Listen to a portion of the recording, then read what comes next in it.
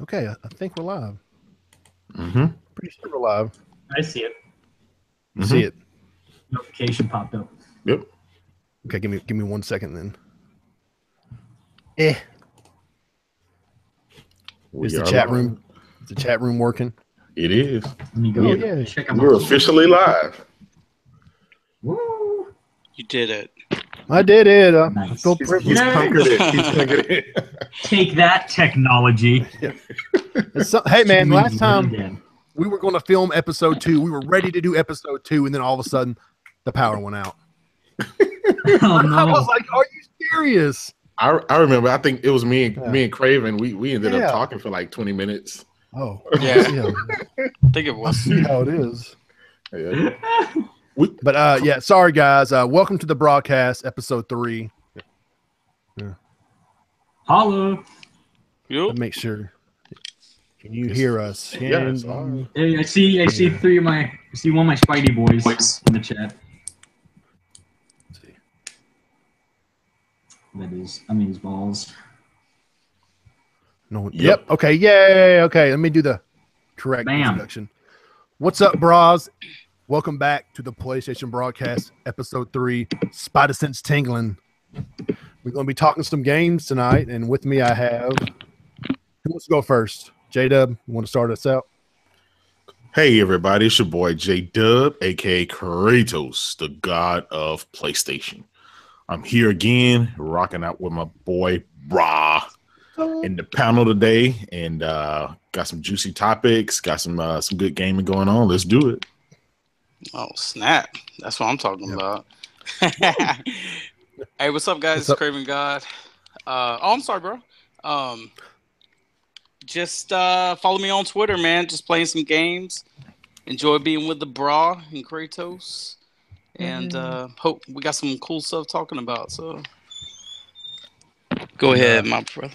Evan, introduce yourself, man, and talk about, tell us who you are, why you're such a big deal to the PlayStation community, and give us the 411, dude. A good old rundown, of course. Well, for you guys, my name is Evan Flarka, and yes, that is my real name. I have done continuous videos specifically on one particular game. You might know it's a little small indie title. Not that important. Spider-Man PS4. It's just this AAA Spider-Man game made by Insomniac Games. Not a big deal. No, I'm kidding. It's a totally big deal. We have an entire group basically dedicated to this game known as the Spidey Squad, and we also do other Spider-Man related stuff. We have plans in the future, in the coming weeks, about our community as a whole, the Spidey Squad. But right now, our big priority, or at least my main priority, is informing people about Spider-Man PS4, getting people excited, showcasing some news if we get any news from Insomniac. And again, from my statement personally, I do personally believe that this will end up being probably the greatest Spider-Man game ever made. I think it will happen, and given, again, with you awesome guys totally seeing how the gaming industry works and what Sony has done with their games in the past, and seeing the same treatment being, thrown at Spider-Man, the fact that it is a PS4 exclusive, that's just insane to me. And that's why I don't know how they pulled that one off. Exactly. Like, that still boggles my mind. And yeah, it's a crazy experience. And for you guys who don't know, Insomniac actually did shout us out in a video. Yeah. Shout out the Spidey Squad, and they've been doing that on Twitter and on YouTube and all that stuff, and it's crazy. I know Bill Roseman said something after E3, remember? He was like, yeah. I remember. The Spidey Squad. I was like, oh, damn. Like, okay, yeah, exactly. Like, thanks, Bill. Like, you're sitting with your chest all puffed out. Yeah, that's right, man. Like that one clip from SpongeBob where his head's almost about to explode. Like, oh, okay. You're sitting there hyperventilating. Oh, my God, Bill Roseman. Exactly. Like, oh God. What have I become? They know about us. Yeah, they know about us. So, what have y'all been playing lately, man? It's been a couple weeks. A bunch of new games came out, like it's some little Destiny game and Knack 2 and Everybody's Golf, and there's some other games, but I mean, what y'all been playing? Man, all of us been playing Rise, Son of Rome. That's it. Old school. It's dry over here. No, I'm just joking. I think I can speak for everybody when they say that they've been playing at the minimum Destiny 2 this week and last week. Sorry. I wish. You know, we had Madden. Madden. Thank you. Ooh, Yeah. yeah, Madden. That's right. F1. Formula 1 2017. Ooh, that's right. And a ton of more games. It's just so many games I forget. I mean, I know, right? I'm Sitting buying there. like 5 games a week, but I just forget, you know. So Uncharted: The Lost Legacy just came out recently. We're all exactly, like, we forgot what? about it. Yes. Yeah, That game's like 3 weeks old, you know. exactly. Hellblade 2, you know. Yeah, garbage. Garbage. Watching this game on set. Absolute trash. Yeah. I'm waiting to get it for the X. Yeah. Oof. Get Gotta out of wait the for top that. 10. That multi-plat. Hellblade for Switch. That's where it's. That would crash the damn thing. I mean, I want to switch because Super Mario Odyssey looks Oh, amazing. But I mean, too good. Hellblade would be like, I don't think he can handle it. I'm sorry, Switch guys. Don't at me, okay? Man, there's a game that I saw PlayStation posted today. It's VR kart racing. I swore, dude, when I saw it, it looked just like Mario Kart, except in VR. You knew it was gonna be a copycat. Dude, I want to play it so they're bad, trying. man. Even the stages, man, I want to play it so bad. Mr. PSVR was like, dude, look at this game I wrote the article for. I was like, oh, it's VR racing for, PSVR. Awesome. It looks kind of like Mario Kart, but that's okay. Yeah, it looked pretty awesome. They're trying so hard.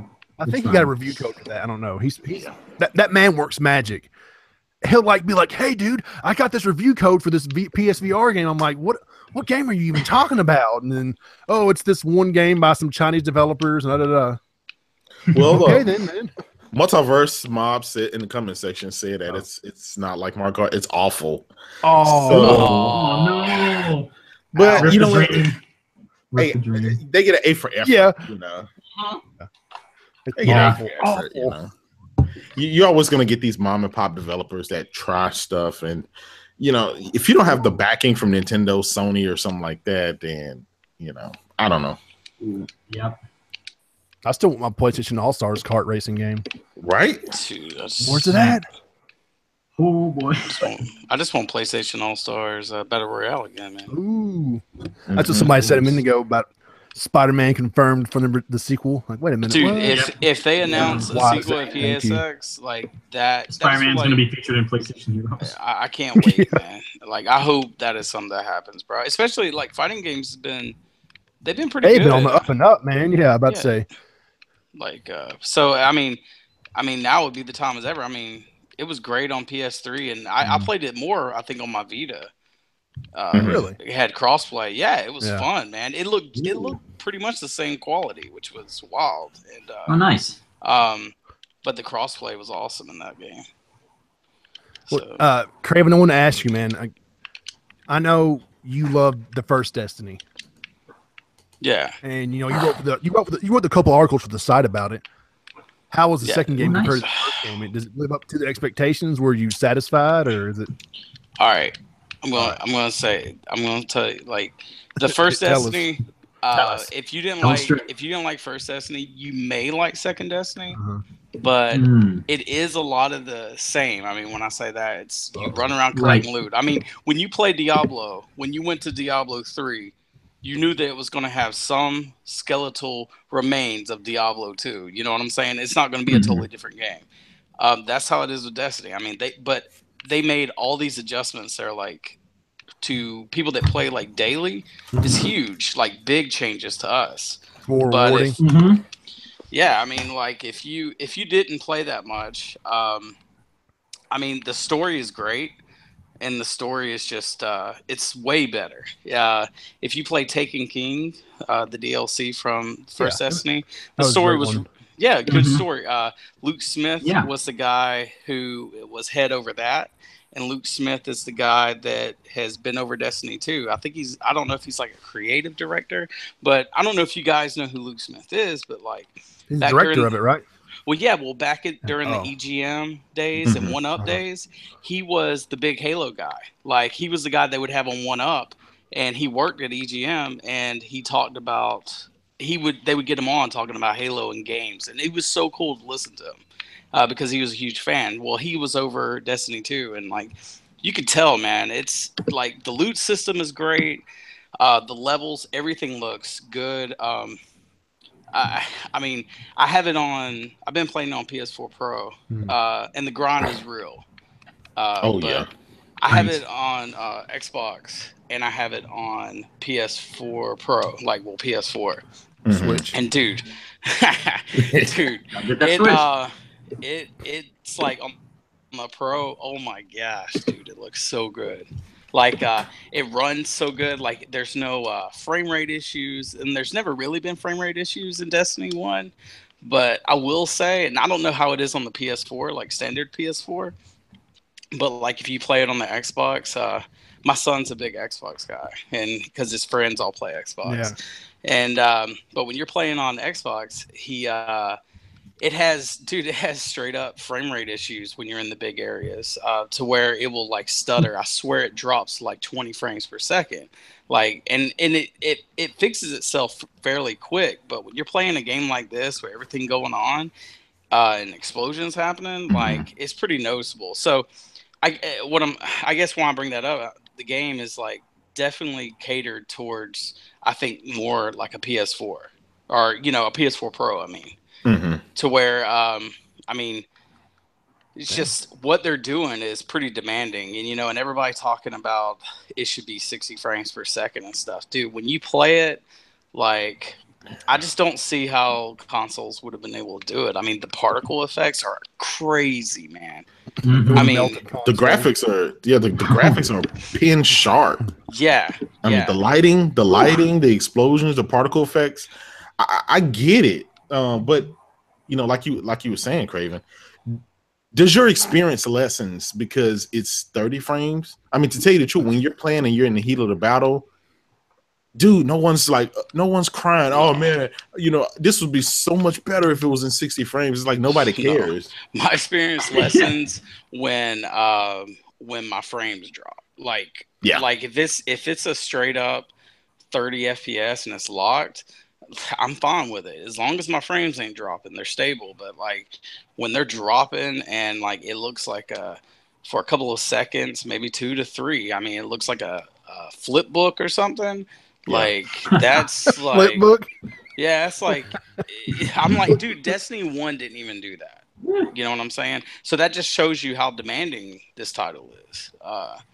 So I mean, to me though, this game is well worth the wait. Like, and to think they got this game right out the gate, to where the first Destiny, it took a little while, and then everybody was like, what do we do now? And I'm back on the move. Like, I don't know. Do patrols. Do patrols, I guess. I got Mars. Yeah, but they got it right the first time, so it makes me even more excited for everything that they're releasing and stuff like that. So because the first raid, like all the content. What's that? Yeah. The first raid's coming up soon. Is it available yet? No.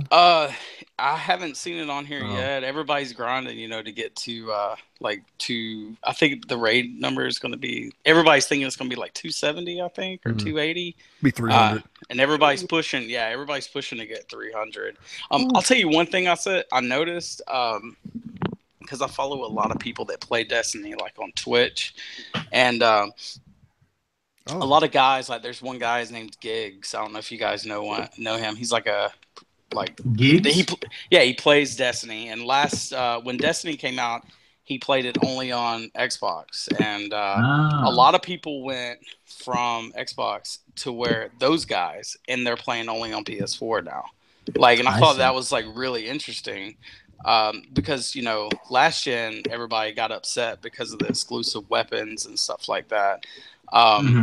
This year, like I already have one of the exotic rifles on the PlayStation, and and it's the one that's exclusive to the PlayStation. And I mean, like, it's a big deal. Like that rifle is like a big deal, man. I mean, you could change. I don't know if you guys are familiar with Destiny, and I ain't gonna try to babble on about it because I could probably talk about it forever. But This is the best game ever made. but when you play Destiny, there's 3 different, types of damage. There's arc, there's solar, and there's void, right? And some people, they all have shields, and you normally try to get a weapon to match shields. That sniper rifle in the PlayStation, you can actually change what type of power it has on the fly. So if you're fighting an enemy and he has a void shield, you can hold the button down to reload, and it'll change to void or change to solar. I mean, that's pretty. Oh, I didn't know that, man. I need to try. Yeah, that's pretty sick. It's called. Oh man, it begins with a B. I can't remember off the top of my head. But dude, it's something along those lines. But so that's the thing about it. How did you know that? Was it just you were just trying it? And no, it tells you. Oh, no, okay. It'll tell you. It'll tell you to hold it down, and it'll change, and you can go through all the classes. So, say the Nightfall that was recently done. It was hard. I couldn't even complete it, and I played it with some friends who are really good at like PvP and stuff, and him and his wife, and like we tried it one time, 20 minutes, and once you're done, the game's like, bro, you're done. It just sends you out. Like you have to, but 20 minutes, bro. And what it was doing, it was changing what type of damage is required. So you'll be playing, all of a sudden it was like the arc overwhelms you. And it'll tell you, so you have to change what guns you have or something like that. So with that rifle, you just reload it and you change. I mean, that's awesome, Game changer. Yeah, but Damn. I've been playing a lot of that, man. Destiny is amazing, man. I can't wait to see what else. I already saw that. I already seen the DLC. Oh yeah, it leaked. Come out. Oops. Yeah. Thanks, Microsoft. Yeah, and it looks like I'm just really. It's all gonna be real meaty, and so. Awesome. Yeah, I don't know, man. Like the first Destiny, I really enjoyed it. Well, I had friends to play with, and I got plenty of friends now online. And then, nice. But like you said, at first it was like, hey, you did all these missions, and then there was a few nightfalls, and then hey, a raid eventually opened up, but it was just the same old repeatedly, and then I bought all the expansions, and I just got burnt out on it, and just stopped playing. I mean, I don't know if I spent as much time as you did, Craven, but I mean, I spent plenty of time playing the game. Yeah, I just got to that point where I was just saying, there's other games to play. I'm spending too much time playing this. Yeah, it's like when I have a group. We have a clan called Grandma's Purse Candy, and what?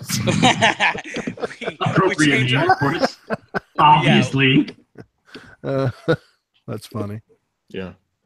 We changed it to Grandma's Purse Candy, and that's like our clan name and it was our clan name in Destiny 1. Like we changed it over time, but we, nice. I mean, we played together then, and we just kind of transitioned over to this, and I think like if you got a group who you play with and they play on a consistent basis, like you're gonna love it, man. It's so much fun. Like the day that like I told you guys, I played because of the hurricane, and we played I played from like 9 in the morning, 9 at night. I was playing with one of my friends, man. Like he was off from work, and me and him played together, and it made it so much fun. Like time just flew by, But I mean, if you didn't like Destiny 1 because you were trying to run it solo or anything like that, you may like Destiny 2, but you're eventually not going to play it anymore. Like you have to have other people playing with you. Yeah. You can't be a loner forever. No. But see, that's the whole essence of Destiny, though. It's like, okay, you can play it single player, but at the end of the day, it's just so much appealing to play with your friends. I mean, that's just kind of what it is. A lot of people click up together and go through raids and stuff like that. It's just, and I find myself, even if I decide to go solo sometime, I just find out everybody's having fun on the other side of, the galaxy. They're all dancing. Yeah. And hanging out and talking and chatting. And I'm just sitting there, hey, you guys want to do anything? Let's go fight some guys or something. So Right. You can like coordinate what type of activities you can do. Like, hey, you want to race, and then go after some guys, and then get some Go loot, race. and then do all that at the same time. Yeah, right. Yeah. Get some. Are the some jet races bikes back in and the stuff. It's game? Are the official races back, or is that just a timed event? Right. The races, I haven't seen them. Okay. They probably no. that kind of stuff, like the races, Yeah. like they put that stuff in Destiny, like as a trying to bring people back in a sense. Remember that PSX? It was like races are back. I'm like, oh my god, that's interesting. Yeah, no, the races. I hated the races. I thought they were stupid. Like Snap. well, like the sparrows that you drive, they control like they're on ice. Like it's like it's fun in Like a wide slippery? open world. Yeah, but if you're looking for pinpoint accuracy, you're trying to take these turns, and you got these other like 5 doofuses driving around ramming you and stuff. Like it's just like it's just a big cluster trying to drive to point A to B. Like it's really no fun. The only reason anybody did it was trying to get that Jade Rabbit looking armor, but. But like I said, man, like this one, if you got a group, like it's a lot of fun. Like I mean, you're constantly getting new stuff. Like you're constantly getting something each time. You know, before it took forever to get exotics for people and stuff. I mean, the game basically, you play through the story, it gives you 2 exotics. In fact, it lets you pick them out, which is really cool. Right. So, like, there's always a reason to come back for more new things. Yeah. Like, it's an incentive, pretty much. Like, what's the point of doing these activities if I'll just get the same stuff? It's like, no, you can get new stuff. Like, Yeah, it felt like that sometimes in the first game. You'd be, I did this mission. It's a gun that's 2 points stronger than my last one. Yeah. Why did I waste 30 minutes? Dude, they had these the public events like from the first one. The public events in the first one were kind of lame. You know, they had the shit that come over, drop something, and you had to do something for like the public events in this one. Totally awesome. In fact, it'll even show you on the map where they're at. You can fast travel to that area instead of driving all the way across the map because the areas are huge. Oh, and, nice. And it'll tell you, like, when you get to that public event, it'll tell you it'll start in 5 minutes. This is where it's going to be, or how much time it starts. So you could be doing a public event, you and these guys, and say you can turn it to a heroic public event. So basically what that will do is you do like some little challenge while you're doing that public event, and it'll make it a heroic public event, which makes it more difficult. Maybe a bigger boss comes out, but when you do it, you'll get like all this loot and all this stuff. It's like these chests just explode. So it's OMG loot. Yeah, so you always feel rewarded, and the characters in the game are they have new characters that are really interesting. The villain's really interesting, but it's a lot of fun, man. Oh, I can tell you're obsessed with it.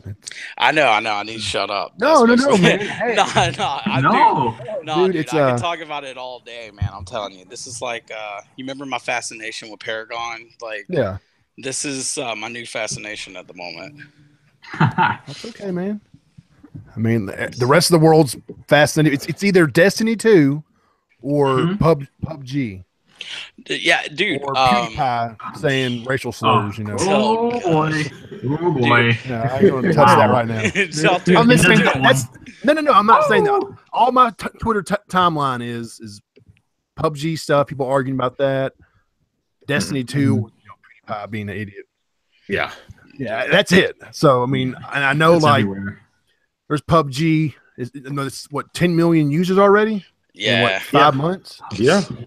And think about it. That's just on PC. So I'm pretty sure when it comes out on the Xbox, I mean they're gonna pick up maybe another million or so. Hey, we refer to it as other console on the show. the others. The others. Dude, I've been using that on the website in articles, and no one said a word about it yet. So either people aren't you lucky I didn't pick up on it. Either people aren't reading them, or they're just glancing over it. I put other. The Witcher 3 Pro patch. I said when they announced the other console X at E3, and no one said anything. I'm like, dang, someone needs to call me out on this. I'm just playing. You know. Hey, everybody's preoccupied. They were preoccupied with all the chaos that was going on. That's all. You know. But any other day, dude, you would have got a bunch of retweets and likes and laughs and stuff. Yeah. Does you know, anybody I know mean, I what's don't going to hate be in The Witcher Xbox. 3? Like the PS4 Pro update? All Well, the president said was the update's coming soon. okay. Yeah, Yeah. that's all he said. Nothing else. Some good looking graphics. Dude, Yeah. Your most love I- interest. on It already YouTube, looks damn good though. somebody made a know. video and they were saying how they were comparing PS4 Pro and what was going to be done to it. And they were like, well, this version is going to be better than the PS4 Pro. And I was like, how does this person know like how much better it's going to be? Like, I'm so like the Witcher 3 to me, like I have the game and I've had it for like a year or so. I beat not the Griffin. It was like the first boss that you fight. And then I just the dragon. Yeah. Oh, okay. Not the griffin, but the creature where the guy. where you get the crossbow. Okay. Yeah. I know you. Yeah. Okay. So that's like fairly early. I beat that and like this creature at a well.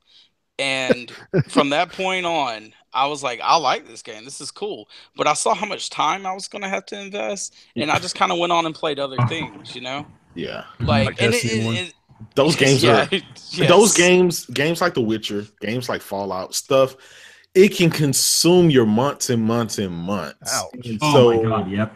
even let's say a game like Neo or something where it's grinding, it's just going to take you a long time. It's like there's so many other games out here. I just don't have time to dedicate and spend months and months on that one game. Yeah, and I mean, like, if you want to, you know what I'm saying? Like, I see some people, like, there's one guy follow on Twitter, and I love looking at his tweets because he's always playing Fallout 4. I can't remember his name, but he's always showing these strange, large contraptions that he's building. Yeah. And stuff. And I find that so intriguing, but I would never apply that time to Dude, that. You know Fallout 4 is God. I mean, that game there is the story drags you in, but it's definitely a sandbox game. And think about it, we're getting it in VR on the PlayStation VR. Man, I can't wait for that. Dude, hey, you know what's so funny about that is like, you remember last year at E3 when it got announced, right? Yeah. Fallout 4 VR. I know I probably said this on here before, but this makes me laugh all the time. When, what's his name? Pete Hines. He was like, this is something we could only do on the Xbox Scorpio. Couldn't be done anywhere else. And then the next year, it's like, coming to PS4. Yep. Dude, I just laugh all the time. Couldn't be done, but we made it happen. Yeah, it's that's like they said the same thing with like Titanfall. They're like, oh man, Xbox is the greatest processing power we've ever had on a game. The cloud. It comes out. Yeah, the cloud. Yeah, it's everywhere. And then they got Titanfall 2. Like I play on both, man. Like I bought Titanfall 2. Yeah, but say you're buying an X, aren't you? Yeah, well, it's looking that way. I say I'm not, but when it comes up and I want to play PUBG, like I'm kind of indecisive. Like if I could spend like a little bit more and get an amazing PC, then I can basically play all those games. You know what I'm saying? So, and I mean, I used to be a PC player, like have a PC and a PS3 and stuff, but I don't know. Like, if there's really nothing that I've seen, like when I think about it, that makes me want to get that system, like besides PUBG. Super Foxes soon. So have to see what happens, man. Did I say that wrong? Super Fox's Tale? No, Super Lucky's Tale. Oh, Super Lucky's that Tale. one. Thank you. Yeah, I don't know why. What is Super Fox? What the hell is that? Yeah, I'm so sorry, guys. Potato salad. So sorry. Potato salad. Somebody told me it's trying to be like. Oh yeah, go ahead. Xbox's platformer, I guess. I mean, dude. Yeah, like they're trying to be like more kid friendly now. Like I know they are doing. I mean, that's okay. There's nothing wrong with that. Yeah. Do you know what I'm most excited? They're trying to like get like another mascot or something like that. Like, ooh, come and look at our Super Tail game. Super Tail game. Didn't it used to be a VR game? Yep. It was correct. Yeah. Like dude, it's just so like I know we talk about games in general, but we're PlayStation folks. You know what I'm saying? Like we talk about the industry, and that's awesome. That's me. But Like what gets me, like I was talking with somebody on Twitter about it, like they have so many great franchises. Like, dude, I would love to see a new Conquer. Like, dude, you could have hung up Super Lucky's tail, told them to put Conquer there instead of some weird fox or whatever that is. Like, I'd buy that in a heartbeat, man. You know, like just put Conquer in there and put the name on it. I bet that would have sold more than what it is. You know what I'm saying? Yeah. If you're going to buy a platformer this fall, you're buying Super Mario Odyssey. Yes. I mean, I'm sorry. I know I love PlayStation, but Nintendo got me into gaming, and PlayStation made it an obsession for me. Yeah. So, I mean, Mario will always have a place in my heart. So, Super Mario Odyssey, October 27th. Sorry, Bro, Super Foxy's Tail. Super Lucky's Tail. Looking into one of those, and then I said nope, because it was like, here. Well, I have a bunch of kids, so we're here's this $300, and you got to figure in 4 controllers. Then you got to figure in the actual game. I mean, by then, you know, you taking out a mortgage, and you know, it's just like constantly just piling up, you know. But I mean, and then I was worried, like, I don't know if you guys have them. Like, I think Kratos, y'all have Switches, right? Yes, I do not. Okay. Yes, I said that quickly. I can't find one. So. Yeah, right. I do have one. Come at me. Dude, we have them here like crazy, man. Like, I went into a store and they're like, I'm worried about them warping. Like, I remember that being something. And I was like, man, I'll be pretty mad because mine's pretty much going to be in the dock for the most part.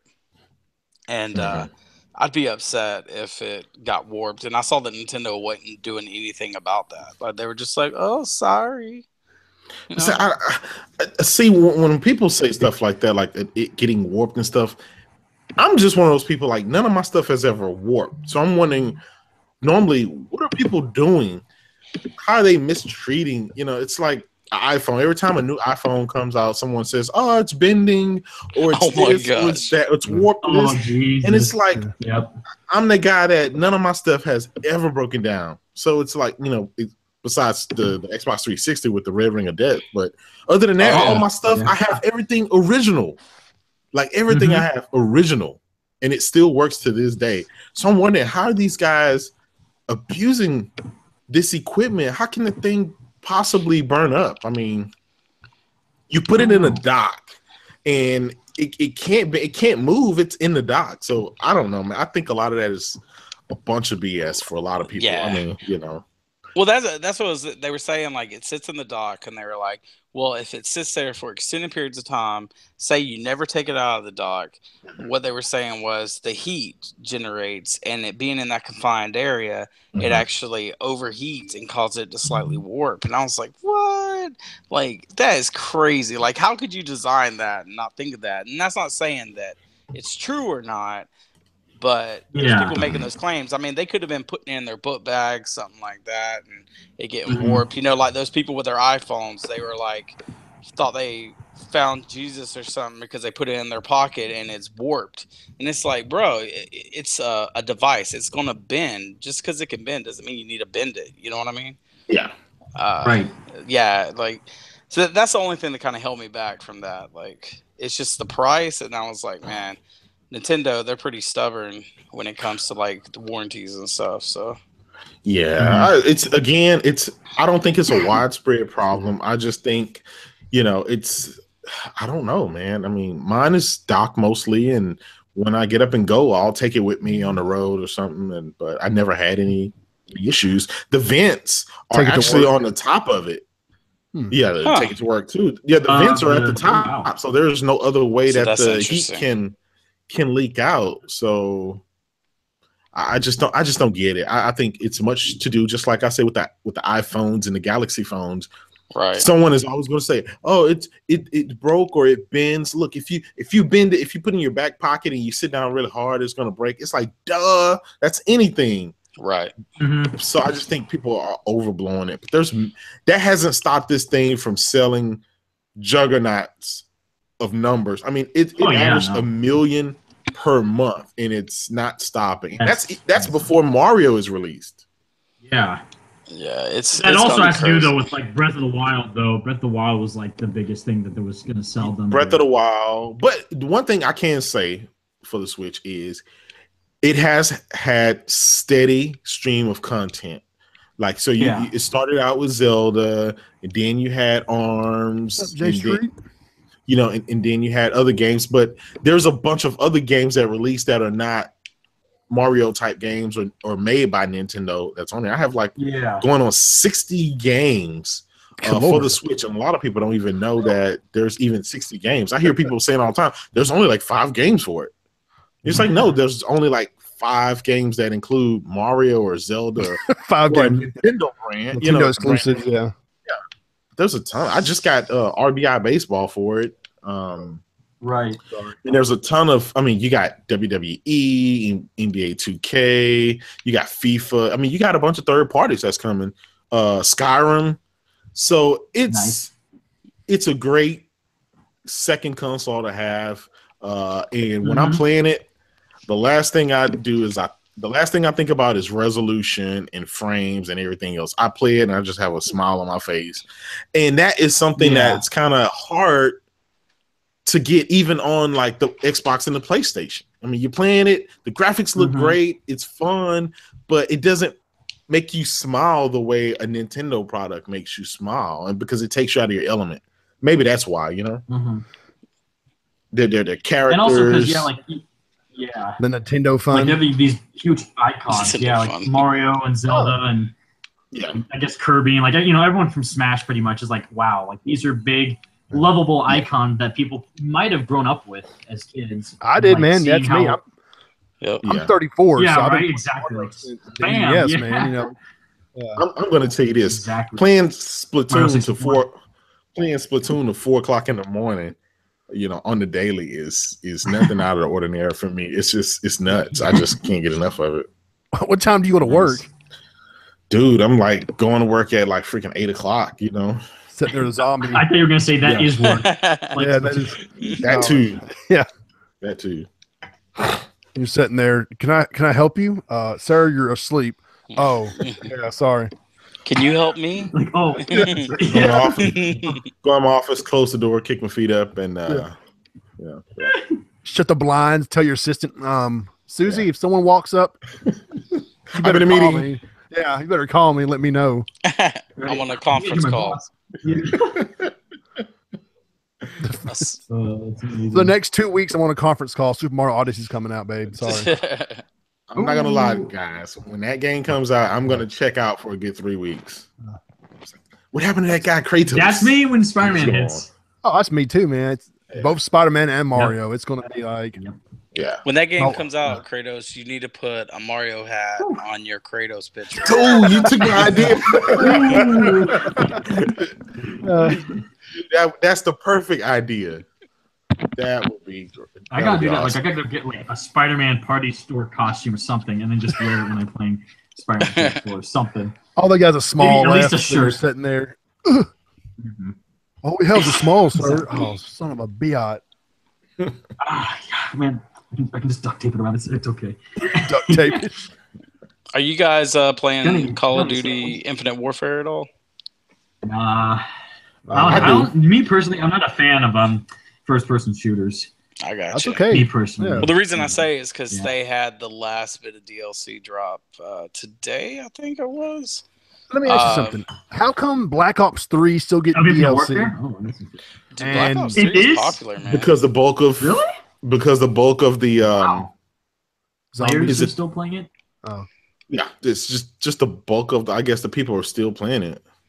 Yeah, they Infinite Warfare did not do as good as they wanted it to, I guess. Yeah. And a lot of people just stayed. They just stayed at Black Ops. Yeah. And that's pretty much it, man. It's crazy. Like, they released the DLC. Typically, there's I remember Black Ops 3 used to have DLC drop, and it was a big deal, And now they dropped that, and I was like, I didn't even know it was coming out. Typically, when that stuff drops, I'm like, oh, cool, let me try out a map. I had to download it and everything. I was like, what is happening right now? Like, why am I having to download this? I didn't even know something was coming out. I thought something was wrong with my system. Because it just seemed kind of quiet, wasn't even known about. But I don't know. I think they're glad to kind of be done with that. and moving on because Yeah. I don't know if you guys play World War, not World War, yeah, World War, Call of Duty, World War II. yeah. I don't know if you guys played the beta, but it was pretty awesome, man. Felt like a sequel to World at War back on the PS3 days and 360 Nice. days.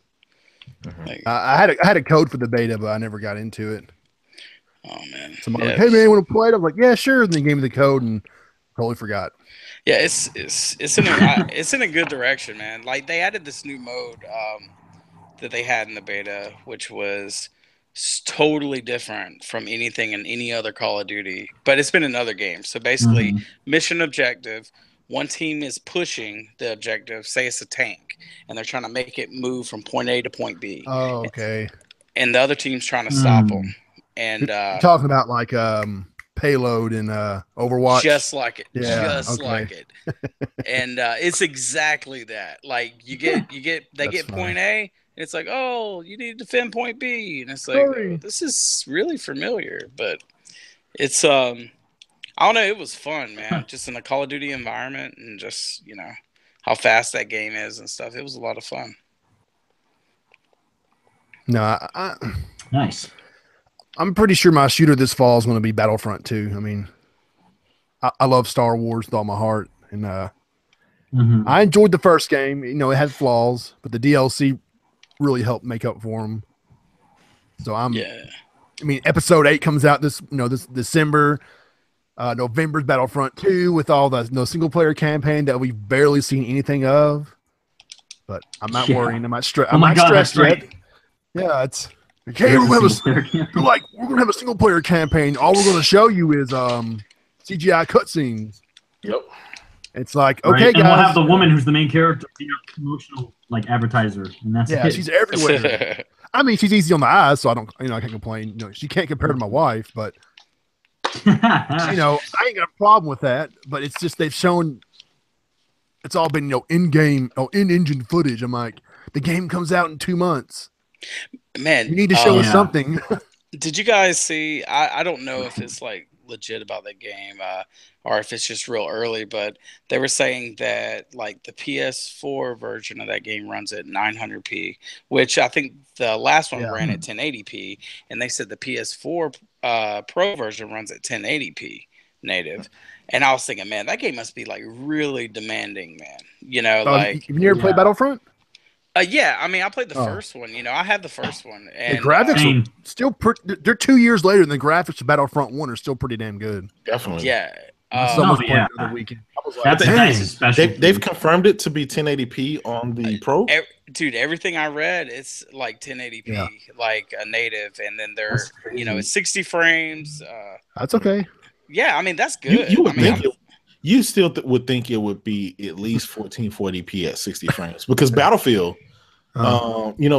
Battlefield runs on the same engine. It's all the what do you call that engine? EA's engine. Frostbite. Yeah, it all runs on Frostbite. So I don't know, man. I don't know. Maybe they'll patch it, or maybe they just haven't.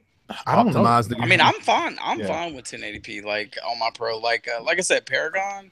I play that, man, and it went from on my Pro. It's 1080p native. And they added graphical enhancements. Grass, like more grass, bro. And the detail on the characters is just crazy. And that game's 60 FPS. So 2 out of 5, not enough grass. Yeah. So 1080p, if they add some more graphical fidelity at 1080p, 60 FPS, like, dude, that's what I want a Pro for. Like all this 4K jargon. Yeah. Like that is not the reason I bought a Pro. I bought a Pro because I wanted like my games graphically enhanced, not just resolution up. You know, like that's such a. Because do you have a 4K TV? Yeah, with that, I have a. Yeah, he does. Double the experience. Yeah, wow. I have an LG and it's like HDR. It's a 65-inch HDR, and it's like 65-inch. Dang. But dude, it's like. So, like, when people criticize me when I'm saying, this game looks grainy and pixelated, they're like, no, it looks great. And I see their setup, and they have, like, a 30-inch television. Plasma. I'm like, yeah, and I'm just like, I'm not trying to knock them or anything. It's like, bro, I'm like, I'm seeing this stuff, man, and I'm blonde. Like, I'm pretty much blonde, and I'm seeing this. Like, I don't know, like 1080p to me, like it looks fine. Like as long as they add graphical enhancements, and like with the Pro, as long as they're, you're not gonna be able. 4K is gonna look great, but if you got but it's not everything. It's not everything. So I like it's not a selling point to me. Like there are a bunch of Spider-Man at 4K games that aren't that impressive because I mean, I do get you there. I just think they should have that option where it's 1080p 60 or 4K enhanced or or 4K 30 or however they want to spin it or call it or whatever. Only because I spent all this money on these freaking 4K OLED TVs, and I want my stuff to run and look the best it possibly can. And I know it's the best it possibly can, but without hooking my PC up to next year my TV. Like I'm thinking like if people that got 4K televisions, like we're just too early to this show, man. Like we're early adopters. Yeah, and we're the ones that look like doofuses spending all that money up front, but I mean it's like I gotta have stuff like that. I like it. Exactly. And like PlayStation 5, I mean, who knows? I mean, it may come out next year, who knows? But when it does, like that's gonna be what they're gonna be marketing, Well, the good thing about it, one thing I like about, and this is why I always say, and I always say it, exclusives matter. Because thank you. Oh my God, thank you. I've been trying to showcase this point. So nobody is gonna make your game. Yeah, nobody's gonna make your game run as beautiful and as better than you. Third parties are just going to throw something out there, and as long as it runs decent on any platform, they'll release it. They're not gonna. I mean, look at The Witcher 3. It took them, over a year and a half, 2 years to release a patch for the Pro. I'm glad they're doing it. Yeah, but they were saying they weren't going to do it, which is crazy. Yeah. But look at Sony's games.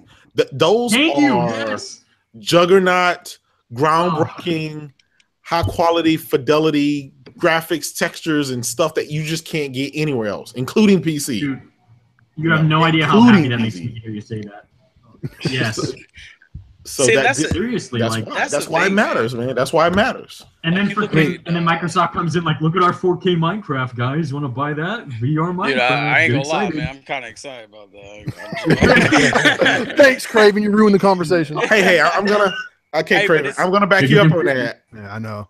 That 4K VR that Minecraft theme console, man. I sure does look cool. It looks sick. I was about to put my PlayStation on its side and just paint it up myself, But dude, what people don't understand is through all this jargon, like that 4K update's gonna be on PS4 as well.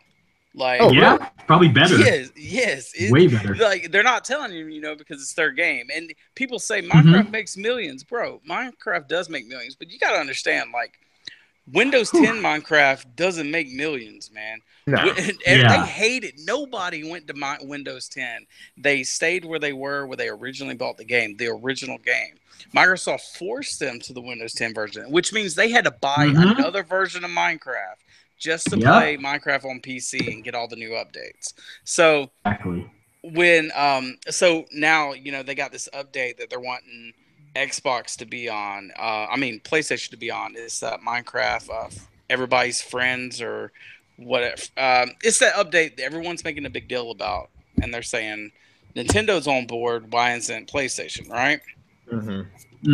So like I don't know, like I've seen like the beta and stuff, but like I don't know if it's NDA, so I'm not going to like talk about it. But Insider. I have it. Well, no, I have it. Like I have it, and I could tell you all that, but it's like if you are an avid like Minecraft player, like you're gonna be disappointed. Like it's just yeah, it's impressive because they have like hundreds of people on at one time, and that is impressive. But it doesn't matter because you're only going to be playing with like 8 or 12 people at one time. But Until someone blows up your house and you're trying to kill them. well, it's not even that. It's games. Oh. You're playing mini games. The mini games. Oh, it's not like you can't build your own world and people can't come visit and buy stock and. Well, they do have that. You can, but the majority of the people, people like, for example, I have Minecraft on the Switch, and there's already a list of, like themes like Mario, just a various other type of theme things that people have already created. And you can also download something that somebody else has created and play within those worlds. Yeah. So that's why. Now you can sit there and play for hours and days and days and days and build your own thing, save it, and then upload it where other people can play those worlds. Yeah. Those worlds. Yeah, yeah. But what people aren't talking about as well is like those themes and stuff that people are making, like they're not going to be free. Like you have to buy a Minecraft currency just like you do on Windows 10. They just introduced it like a couple of months ago, I think, on Windows 10 and on the phones. But you buy a currency, and it's like it reminds me of Microsoft points back in the day. You remember, like 400 points. Oh my God, yeah, yeah, I remember that. Yeah, so it reminds me of that, and it's points that you spend in Minecraft to buy skins or whatever.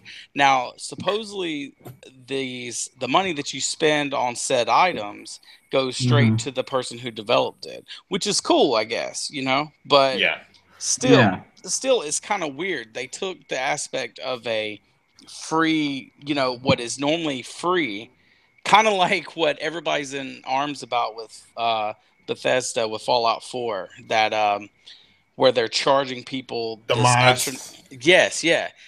That's pretty much what they're doing, but nobody's talking about it right now, which is weird. So, I don't know. Like, it's, let me ask. Can I ask you this real quick? Let's say you spent 5 months building this special world inside of Minecraft or Fallout. Yeah. Do you think wouldn't you like to at least get some kind of cut of that if 1 million people downloaded that world from their hard work? If it was a legit, like if it was something that I could say, I can make a living doing, I guess, like, you get what I'm saying? Like, then yeah, I mean, I would want that, but honestly, who is going to make, how many people for real, I mean, are going to make a living or make money that they'll actually be able to see a difference in making these mods? It requires so much time, and a lot of people, when they make mods, they do it out of pure passion for the game, and you can tell, in the worlds that they build and stuff, it's just like, wow, this is amazing, but there's a different kind of feel when you all of a sudden have to pay for things that you've been getting free for years, and it'd be the same content, like if they started out like that, like you remember when Team Fortress, they did the same thing, man. You remember they went to, okay, we're gonna start charging, letting them make money off the mods that they make, and that's cool, but it wasn't like that for everything, there was some mods that were premium or whatever that people made and they wanted to sell, and some of them they could give away, but to where on this it seems like, I don't know, like they're building a whole, it just reminds me of their business model, I guess. It's all micro transaction type. I hate it, man. I had some Xbox guy talking about Destiny, and and I know I found a way to talk about Destiny again, guys. So let me tell you, but bam, no, but he was like bringing it back, talking about how the new Halo, they have rec packs or Gears of War has the card system now where you buy these little card packs, and that's how you unlock stuff. And they were like, oh, the Destiny 2 is just so dumb. You just run around and you collect loot boxes. I was like, or you collect engrams. And I was like, yeah, that does sound dumb, especially You know, like that's way different than playing Halo and going buying imaginary cards and wait until I get out of the game and go open them. You know, like it's the same premise. It's that, you know what I'm saying? Yeah. Yeah, but I don't know, like that whole mentality of buying, like Gears 4 like ruined it, man. Like they ruined it. Yeah. Like there's people that are very avid players, man, and they're just, you know, to get a skin, some people get it first try because you'll constantly get duplicates on there, which is the most infuriating thing possible. But you know, a lot of people don't talk about it, but like Uncharted 4, dude, they do it like perfect. Like there is nothing in Uncharted 4 multiplayer that I felt like I had to spend money on to get. Like they'll even tell you, hey, you buy this chest, you're not gonna get a duplicate. Like you're gonna get something totally new, and that's awesome, you know. You might not like it, but it's okay. Yeah. To where Halo and all them, they'll give you dupes, man, and that's the most annoying thing possible. Like, because they tell you flat out in Uncharted, like you gotta get what you get, and then hopefully you'll enjoy it. This is like, I have 5 of these guns and 5 of these different skins. Like, why? Well, the only time the only time I really cared about paying somebody for additional content like that is, do you guys remember back in the day with NCAA football? Yes. They have the create a player and create a roster. Well, there's always that one guy that would put the real life players and stuff into the game, their stats. They would upload that list. And then you have like 1 million people downloaded the latest roster. And that was the only time I said, man, I wish I could give this guy here $5 for that. I really needed that. Right. You know, but I can see why it can get to the point where it's like, man, this is BS. They're charging for this and that. And, you know, I just bought this game, and in order for me to play with everybody else, I have to pony up money. That's not right. And so I get that. Yeah, like who is it? With Star Wars, Battlefront. We were talking about Battlefront 2. EA is kind of doing away with the season pass. Like they're like, this is the game you're getting, all the stuff you're gonna get for free. Like that's awesome. Like I have Battlefield 1. I don't even like to play it. Like I feel like it feels slow. A lot of people love it though. But one of the most annoying thing about Battlefield is you have premium servers and premium stuff that these people that paid get, and then you have the other, you know, where people that just had the basic game and stuff, and it used to divide, you know, the player base in the same way how they used to talk about map packs used to do that in Call of Duties, you know. But anyways, Battlefield, you know, they're giving it all free, and I mean, if these loot boxes and stuff, like even Shadows of War, the new even that's doing loot boxes. I'm cool with that because it's cosmetic. I like stuff like that. It's nothing you have to buy. You can earn it. But I like it that it's there. I mean, if that benefits them and to making a cool game, that's great. But when it gets to a point to where you're getting the same thing over and over again, it's such a ripoff. You know what I'm saying? And that's why I bring up Uncharted. Uncharted 4 does the same thing that Halo 6 and all that does. But the difference is they don't give you dupes, man. You get something new every time. And it's the most rewarding feeling because you know when you open this chest for Uncharted 4 multiplayer, you're going to get something cool. And, dude, I don't care what anybody says. Uncharted 4 multiplayer is still good. Like, I can get on there. I could be in game within a minute. Even Uncharted 2's multiplayer is still good. Yeah. That's how well structured and laid out the Naughty Dog system of doing these online, you know, connectivity, like, inquiries of, you can either do co-op multiplayer missions or competitive multiplayer missions. Dude, I still play Last of Us. Equal. Yeah, oh my god, dude, Last of Us multiplayer was great. Yeah, I still play it, man. I never played it. Dude, it still has a thriving community, man. Like people still just knocking it out, you know. Really? But I mean, we could join parties right now, jump in, and we wouldn't even have to. We could be in a game within a minute. Damn. Like it's less action packed than Uncharted multiplayer, that's for sure. But it's more like strategic. Like, I got to make sure I can manufacture these survival equipment tools to either take out my guys in a stealthy way or in an aggressive way. Yeah. Have you played Stuff. Last of Us Online? I've never played. I have. I love it. All right. Have you watched anybody play PUBG? No. Like videos? I play it all the time. All right. Well, like they're crawling around. They're trying not to get killed. They're kind of sneaking around. They're trying to assemble their weapons, pick up the best ones they could. All right, dude, you do that stuff in Last of Us. Like, you're not running around gunning. Yeah. Dude, you are sneaking by a car. Like, you You're gonna die if you run around gunning. The right stuff, I can craft a board that has nails coming out of it, where you can one hit somebody and take them out. Like, if you can get close to them and surprise them. Exactly. Like, it's intense, man. And that's the thing. Like, with these games, and these DLCs and these map packs, and as long as they handle it right, it's great. But I feel like it's kind of like a double-edged sword. Like, I'm looking at Minecraft, I'm looking at the base game. Like, my kids play Minecraft, and like they don't care about Right. I'm gonna be irritated. They come over asking me to buy some Minecraft points, Oh, so they could buy a Pac-Man head in the middle of their little village that they're building. Dad, look. Daddy's gonna build you one. All right. Now we ain't gonna do that. I'm gonna build you one. I got Blinky and Clyde, but I need Pac-Man and Mrs. Pac-Man. Come on. Just pay $20 for this. Very grateful, you little kid.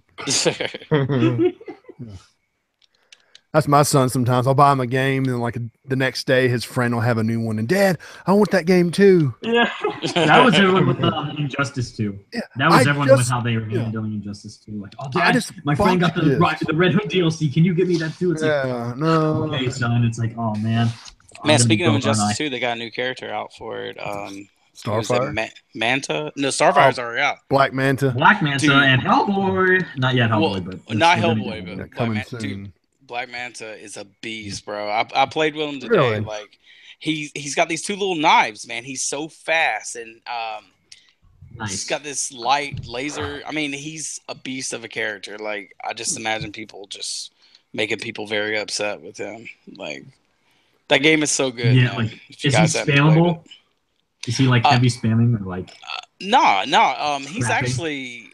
I would put him like in the advanced area. Like, if you're not that accustomed to playing, like, you may have a difficult time if you try to jump in with him, because his combos ain't like Batman's combos and stuff. Batman's always kind of like the universally the easiest. Yeah. He's the Ryu. Yeah. To where this guy is pretty tough. He's kind of like how M. Bison would be. Like, you really gotta think about your movements and stuff. But once you get in, man, he'll go to town on you. Like, yeah. So look out. Evan. Yes, sir. Have you been paying attention to the chat any? Yeah, I've been going back and forth because I'm also, funny enough, uploading videos right now. I'm just managing my YouTube channel, making sure that they upload. But yeah, they're your Spidey fans have been requesting you. It's been pretty. Have y'all noticed that? Yeah, because I love because guys, you viewers right now, you guys know that this isn't just Spider-Man related. Come on, guys, and that's all over my channel. This is totally game based. We're having tons of fun. It's funny. It's just games. We're sitting here talking. It's like, where's Evan at? What? Yeah, where'd he go, guys? Don't worry, I'm Spider-Man. It's like, I promise you, it's coming. It is indeed coming. Look at the title of the episode, guys. Come on. Yeah, Spider-Man. Don't worry. You ever heard the phrase "save the best for last," guys? Don't worry, it's coming. Don't worry. But no, man. Like Kratos was saying earlier before we started chatting, he saw that God of War 2016 video, and it just blew his mind. And I guess Jay went from J-Dub to Kratos, the God of PlayStation, right, Jay? That's your origin story. Yep, right. In a matter of seconds. What like provoked you to get so into Spider-Man all of a sudden? I mean, have you been a fan all your life, like kind of like I have, or did you see that? Dude, of course, yes. No, I've been a fan my entire life, dude. Let's see, to give a brief recap. 19 years old. I discovered Spider-Man by watching the first Tobey Maguire movie in 2002. Loved it. My very first Spider-Man game that I ever played was Spider-Man 2000 on the PS1. That's a great game, man. It's a good way to start off. Exactly. Yeah. It's one of my favorite childhood memories of all time. It's my 5th favorite Spider-Man game of all time. 5th? It is on my top 5. Yeah, 5th. Go ahead. My very first favorite, if you guys want to know, is Web of Shadows. It is Really? my favorite Spider-Man. Over Shattered Dimension? Yeah, it is so. Shattered Dimensions is my 4th favorite. 4th? I know it's crazy. Son. Here, I'll give you a quick rundown. So first is Web of Shadows. Second is Ultimate Spider-Man. Third is Spider-Man 2. Shattered Dimensions is 4th, and Spider-Man PS1 is 5th. And yeah, like I've just been reading the comics as much as I can because I don't have enough time in my life to kind of fully read into comics and stuff. So I just kind of get the brief recaps. I watch the movies. I play the games. And for me personally, this is why I'm so excited for Spider-Man PS4. For some of you guys watching who may not know, like, Evan, why is your channel mainly about Spider-Man PS4? Mainly because the way I see it, like, I liked Homecoming a lot. I thought it was really good. Yeah, damn good movie. At E3 2016, that trailer, when I saw that trailer for Spider-Man PS4, I, like, crap my pants. I was blown away. At least you're honest. Like, it was nuts. I'm serious. No hiding the truth here. I am totally serious. The whole sequence where he's parkouring through the coffee shop made me, like, have tears come to my eyes. That is something I've never seen before in any Spider-Man game. And the fact that, before, if you guys know about the rumors beforehand was that Sucker Punch was going to make it. Yeah, that's what I remember. Like, like everyone thought Sucker Punch because they did Infamous. It's like, bam, and I thought that too. I'm like, they got this by the balls. They got Spider-Man totally. And it's like, oh no, it's Insomniac. That's a totally 180. Like, oh my god. But then I see them like, of course, because they did Sunset Overdrive. Yeah. With awesome parkour, a great open world, and a really fun story. And that's what we're getting with Spider-Man. And it's going to be awesome. And the fact also that this is a totally different thing here, which you Kratos brought up, is that exclusives matter. Exclusives totally matter. And the fact that this is the very first ever singularly exclusive Spider-Man game is insane. Because before, we've had, great Spider-Man games. Again, Shattered Dimensions, Web of Shadows, Ultimate Spider-Man. None of the Spider-Man games ever have been AAA. I don't know. I mean, that was yeah. I'm not gonna lie, that's true. I agree. I totally agree. Look, I love Shattered Dimensions. Like in terms of like, those games are great quality. Yeah, I love those games. Those games are fantastic, and the developers like Beanox and Treyarch, when they worked on their games, were awesome as well. This though is like, wow, it's so big of a game that Sony decided we gotta lock it down as an exclusive. Not just because Sony wants to buy Spider-Man. And that way, that we can get the money from the... No, it's like because they're giving it the proper treatment that we see with Sony's brand, with Uncharted, with God of War, with the past Insomniac games with Ratchet and Clank. And that's the same thing here. That's why, if you guys saw that advertisement, the King ad, where they showed this guy, he was a king in his realm, and then he's going through these different realms.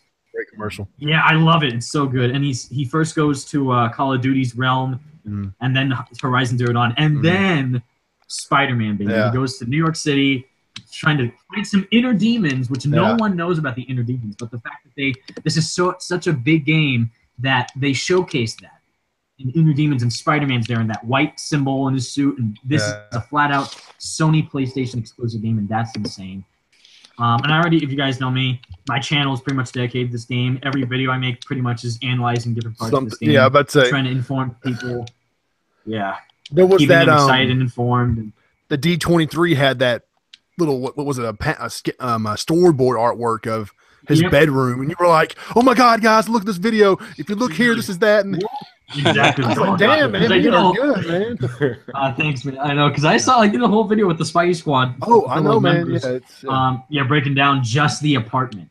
Just the apartment. Right. Like, what's different? What is important in this? What Insomniac Games have said on Twitter regarding the game, and the fact that they did confirm that Peter Parker gameplay is in the game. So it's like, that's gonna be great. Yeah, I'm excited about that. I know, right? Like, what's gonna happen? How are they gonna break it down? I'm just super excited. Do you think they will have the part where Spidey turns to Venom and he dances when Oh. he walks down the street. No, okay. That's Raven- famous in the Spider-Man Go to lore, guys. hell. If you viewers don't know, that's almost in every Spider-Man game. It's always an Easter egg. Yeah, definitely. It's gonna be the ending of the game. He just dances, snaps his fingers. Yeah, that would be. Yeah. Dude, the best video is him. I saw it on YouTube. You guys have to look it up. It's that scene without the music. So I you saw just, it. yeah, you just hear him snapping his fingers. You hear him doing all this weird stuff. It's probably the most creepy, cringe video I've ever seen. Is that guy insane? It's so weird. Yeah, You hear you like guys- the wind when he points his fingers. It's like Oh my, yeah. I was so like, funny. what is happening here? I know, right? Like this isn't real. It's like, oh my god, this is real. Yeah, the game looks awesome, man. Like I was nervous when I first saw it in 2016. Yeah. Yeah. Yeah. I saw it and I wasn't nervous then. I was like, oh man, this is gonna be amazing, you know. And Insomniac did great games, but I was kind of nervous when I saw the new trailer because I was like, please don't be a bunch of quick time events, like. You know how it was like he's on the post. All right, now press this button, and then he takes out all these guys and stuff. But it seems like it's more. I guess it's not going to be like that. Which that's one thing that got me kind of nervous. Like the more I watched it, it seems like it really takes the time just to let you interact with the environment. I mean, there's only so much you can do with a controller. So. Exactly. So it looks like they're really trying to open up the environment to like Spider-Man would, which is kind of neat, you know, give you choices on how to take them out. But, yeah, like they said, like you'll have a bunch of opportunities to do different things in the game, and also that the whole quick time event, situation that people are kind of having problems with is that. So they in the direct quote from the E3 2016 trailer was that this is like Spider-Man unlike any you've ever played before. You'll experience, and this is a direct quote, you will experience blockbuster set pieces. And what Insomniac have said is like, yeah, the quick time events showcase that is like, it's both like trying to kill two birds with one stone, and at the same time, it's like a double-edged sword. So what they did is like, oh, that whole scene where the crane's falling. There's people in the street, and it's like, oh my God, these people might die if I don't save this crane from falling to the ground. And it's like, okay, so how can we implement gameplay but also showcase the big blockbuster scope of these events? So it's like, well, let's do quick time events. And that's only going to be used during sequences like that. And they already said, like, oh, it's not throughout the entire game. Those are just, like, small sections of the game. And it's like, yeah, it's to showcase this big event that you can play through, but not fully since it is a quick time event. And, like, that's why I see kind of with a great reference is the end of Uncharted 2, where Drake is trying to escape Shambhala, and the walkways come falling apart. There were no quick time events during that scene, and it's like that was a big blockbuster set piece, and you didn't have to do quick time events because Naughty Dog knows that they can handle it with just fully having the player control that sequence. And that goes for like all the Uncharted games, all their awesome sequences, like the whole car chase in Madagascar. Oh yeah, it's so good. I love it. So it's like with Spider-Man, it's like I get it, like. It's kind of hard for Insomniac to do stuff like that, but we also have seen that in Sunset Overdrive where there are moments that don't have quick time events that, you're in full control, and it is a big blockbuster sequence. Like the ending of Sunset Overdrive is that the final boss of the game is a building with tentacles. Yeah. And then you have to grind it. I know, I'm not kidding. That's a real It's fun, though. It's fun. It's fun, though. It is really fun, and it's like, yeah, you can. That's the big scope of it. Like, oh, you can grind across the city. You have to chase this building before it destroys the rest of the city. And then it's like you can grind on the building while taking it out. So that's what I'm also seeing with this game, like with Mr. Negative on the helicopter and the crane falling and parkouring through the office building. That was awesome. Yeah. So I'm just really excited for it. Yeah. About all aspects of it. The quick time events, they didn't worry me. People were like, "Oh my God, quick time events!" No, I was like, "Okay." Yeah, I know, right? Dude, like that's my least of my worries. People are always going to whine about something. Man. Yeah. It's like, geez. They ended Oh, yeah, E3 there's tons of 2017 people whining for a about it. reason with Spider-Man because it looked damn straight legit, man. I was so satisfied. I was like, finally. I know, right? It looks really good. Yeah. I mean, like, it looks really good. Like, you remember like when God of War got started going, like the first God of War, for example, had like a bunch of quick time events, but they made you feel so powerful. Like when you kill some guy, even the little bitty guys, by ripping them in half, you know, like you felt really powerful. Like they were able to put that aggression that you felt as Kratos into that. You know what I mean? And as God of War 2, it got more enhanced. I mean, you play God of War 3, and you're taking people out. Like you feel the aggression like put into it, like when he's ripping Helios' head off. You know, like it's just awesome. So, if they have events like that, I mean, I played Sunset Overdrive, and I mean, Insomnia, I've never played a game of theirs that I didn't enjoy. So, Same here. yeah. So, I mean, I'm not necessarily worried about it. I know they know what they're doing. Like, I mean, I play Sunset Overdrive. Sunset Overdrive is like if an American company made Jet Set Radio. That's what it makes me feel about. You just add guns, and that's exactly what they did, and it's amazing. Are you serious? Like, yeah, dude, it feels like I really Jet Set need to play that Radio. game. Oh, absolutely. It feels Yeah, like I really need to play that game. it's it's like I think you if an need to play American that company game made before it. you play Spider-Man, because then you'll get like an aspect of like, oh, this is I see what they're doing now in regards to the traversal of the game. It's like, whoa, this is gonna be awesome for Spider-Man.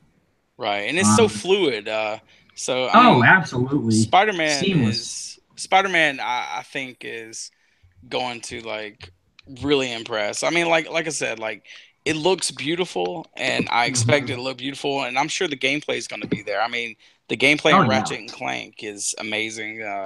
Sunset Overdrive, it's amazing. So, and I love Resistance. You know, the Resistance me series. too. Their gameplay is always like really good, and it seems to be a big part of what Insomniac does. Oh so yeah, man, they're it's some of the gonna be best really around. good.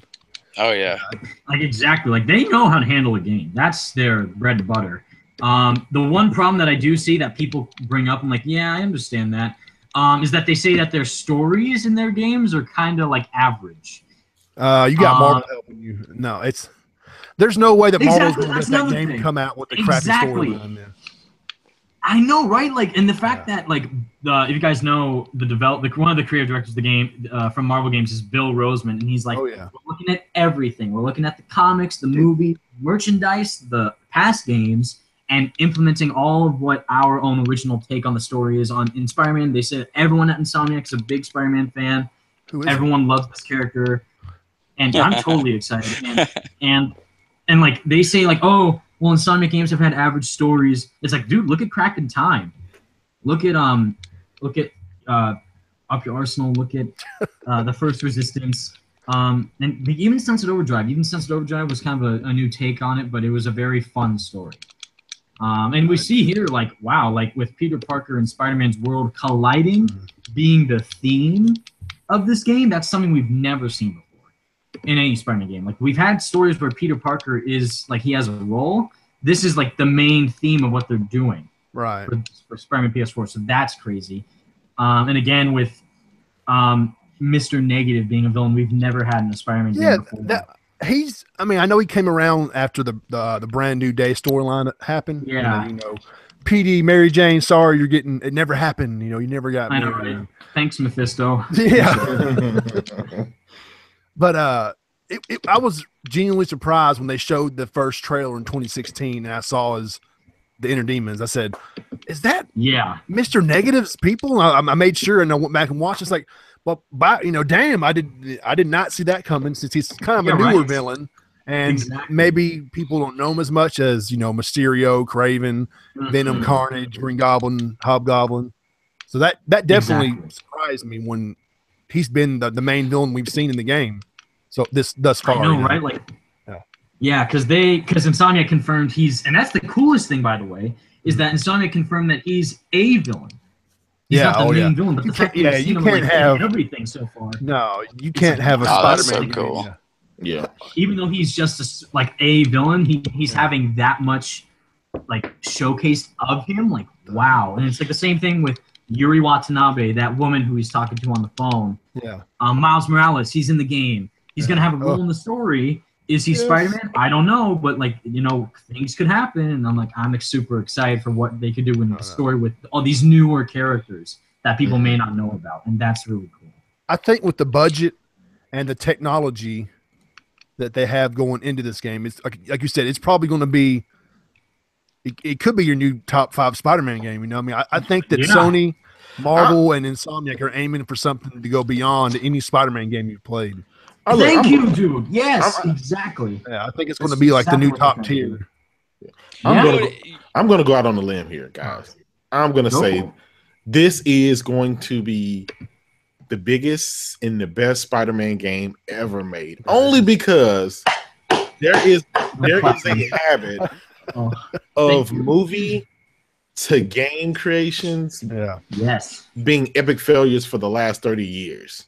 Yep.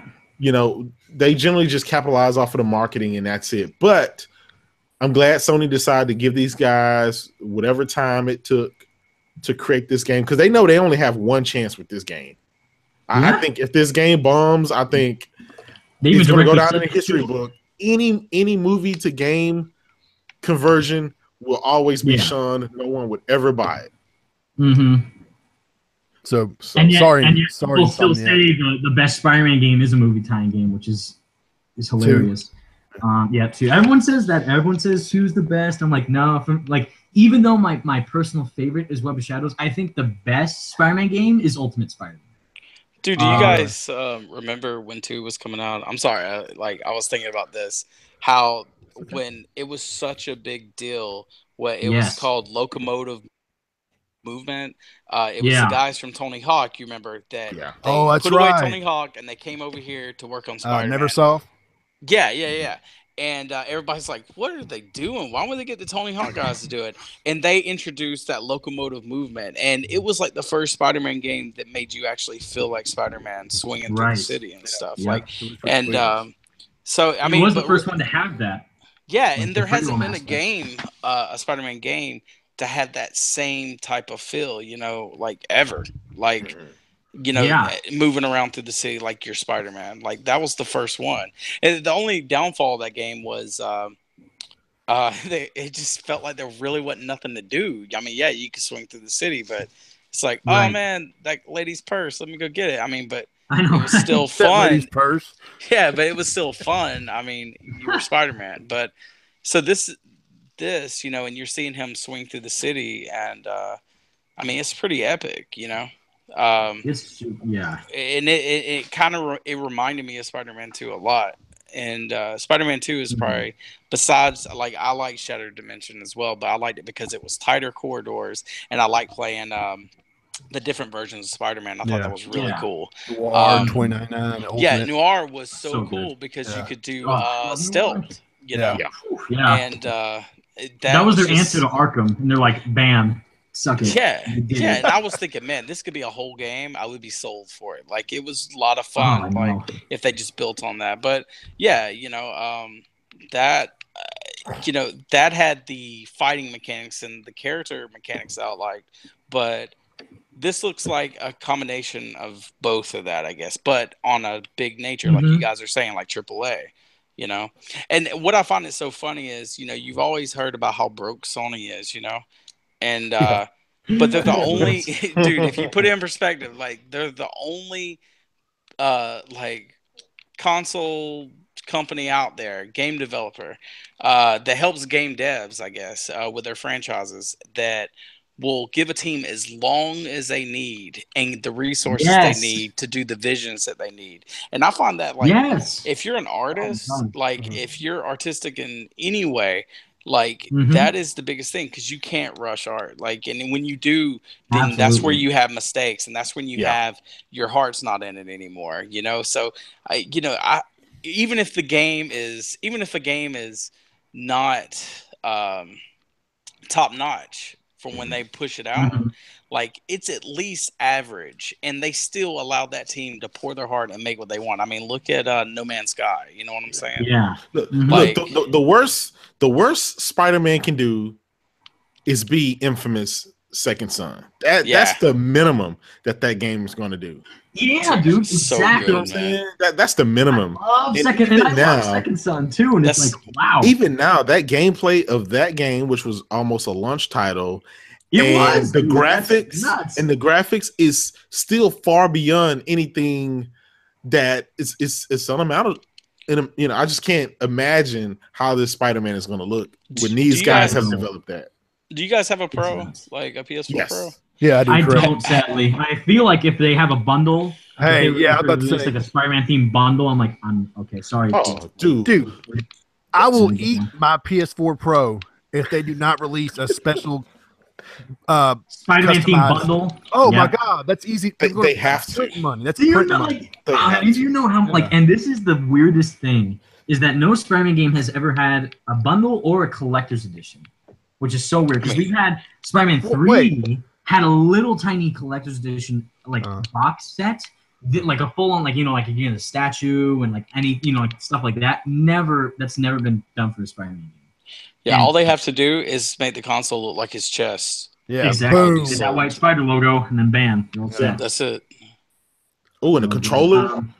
Yeah. Red Blue controller. I know. I mean, dude, what? Batman Arkham Arkham City? It got a PS4. It had a sticker put on. Arkham Knight. Yeah. Put me a Spider-Man sticker on there. I'll buy it. No, it'll be. I think Sony knows what they have going on here because didn't that trailer have 16 million views? Oh yeah. Yes. Yeah. Which is the weird thing because the teaser trailer now it's been out for a year. I think it reached over 13 million or something. The demo, it's been out for a couple months now. It has the same amount of views, not more than that. So it's it blew up, dude. Every time I see media. Exactly right, and I see polls on Twitter. I'm hey, so I see polls saying, "Oh, what PlayStation game are you the most excited for?" And there's a God of War, Days Gone, Detroit, and Spider-Man. And Spider-Man always wins. Always wins. Mm-hmm. Even against God of War is second, but Spider-Man's always winning, and that's nuts. I think Kratos is upset over here. No. I know. I'm sorry. No. I'm sorry, man. No, I love Kratos too, but I'm sorry. He's gonna change his Twitter handle to Kratos with a Spider-Man mask on. Yeah. No. The whole 2018 you see Kratos' head. Yeah. The whole 2018 lineup for Sony is just stacked. I mean, Spider-Man, God of War, Days Gone, the Shadow of the Colossus remake. I mean, it's just Days Gone, man. That's another one. When I first saw it with all the zombies, I was impressed by the zombies, and I was like, I've never seen a game like that. They looked like they had this crazy fluid maniac AI, the way they were moving. And then I was like, it just looks like another shooter. But when I saw it last year and this year at E3 and how the interaction, the weather's dynamic, man. And it can change everything. The wolves won't be there next time if it's too cold. That is the craziest thinking in a game. That kind of detail, it's just, I mean, just insane. And that's what sets this and Spider-Man. That's what sets Sony apart, man. Is that creative freedom, man, and. Just those little details. I mean, they're not trying to necessarily make a buck. They're trying to make an experience, something that you remember, But this is what most people don't realize, guys. The reason PlayStation is so successful this generation, and the reason why these guys are investing tons of money and tons of, they're giving us basically what we want, all of these games, is because the whole company, is basically in business only. I mean, PlayStation was one of the only portions of Sony that actually makes a profit and it keeps the lights on. So they have no choice but to hump it and get our money month after month and week after week with all these games coming out. So, shout out to them. Yep. It's one thing I can say is generally it's competition that causes a company to do that. But it's not, in this case, it's not really competition because they really don't have any competition. It's the fact that the company wants to stay in business. So they're going to continue this. The only competition they have is themselves with all their games that they have. Exactly. I always get worried, because, any PlayStation fan remembers the PS3 launch. Yes. And I always get worried. But then you got to keep... Well, you got to keep in mind, like Yeah. they're not the same Sony they were then. You know what I mean? Like, Yep. Yeah, they've grown. I mean, they were really cocky then, you know, and Well, they it had showed. they had too much dead weight. They had the Vio computer line. They had Yeah. all these other things, and so they were bleeding money for decades. And now they've cut the fat, and they're taking the most profitable parts of the companies. They're keeping them, and everything else that they threw away. So it's great for them because they're able to give us what we asked for, which is just deliver the games, and our money will come. That's it. That's all dude, you can ask for. We could see Sony becoming just a game console manufacturer. You know, I mean, look at Nintendo. They used Besides to the make movie trading cards. licenses and stuff, They used to make playing Right, cards and stuff. yeah. You know, Yeah. and a lot of people don't Which even is know nuts. that. Yep. You know, Yeah. and look at them now. I'm glad they're able to leverage their movie studio with their gaming division, because think about it. Yeah. Think about this now. Spider-Man the game comes out. You got a theme console, and with that, you get to, you know, have a code or something that allows you to download for free and watch all the Spider-Man movies because it's their movie, it's their studio. They're not losing anything because it's theirs. They're able to leverage that and sell the combination together for, let's say, $500 or something. I mean, they have a lot of options. They have a lot of options. Oh, totally. And you know, Like they're a already bigger- they're already sitting there in the meetings discussing all this stuff. Oh yeah. How can we get fanboys money? Yeah. Right. Dude, they just keep doing what they're doing. Just keep giving us games and like deliver us these great experiences with memorable stories, great gameplay, and awesome graphics. And bam, that's what Insomniac has done in their past games, and that's what Sony loves to do in general with all their games. Yeah. To tell you the truth, having games year round this year, like nonstop year round, has been so freaking amazing. There hasn't been a dry spot. Even if you're like an Xbox fan or Nintendo Switch fans, like there's at least something to keep you interested. It's like that's the coolest part. Yeah. It's not just like, oh, if you're only dedicated to this one specific genre. It's like, no, like, oh wow, there's like this fighting game that came out, like, oh, now there's this new shooter, and now there's this world game, RPG. JRPGs, like, wow, there's a lot of options here. And if someone's becoming like a new introducing the gaming world, it's like, wow, like I have a lot of choices to do. What should I do first? It's like, why not all of them? Yeah. And wow, perfect.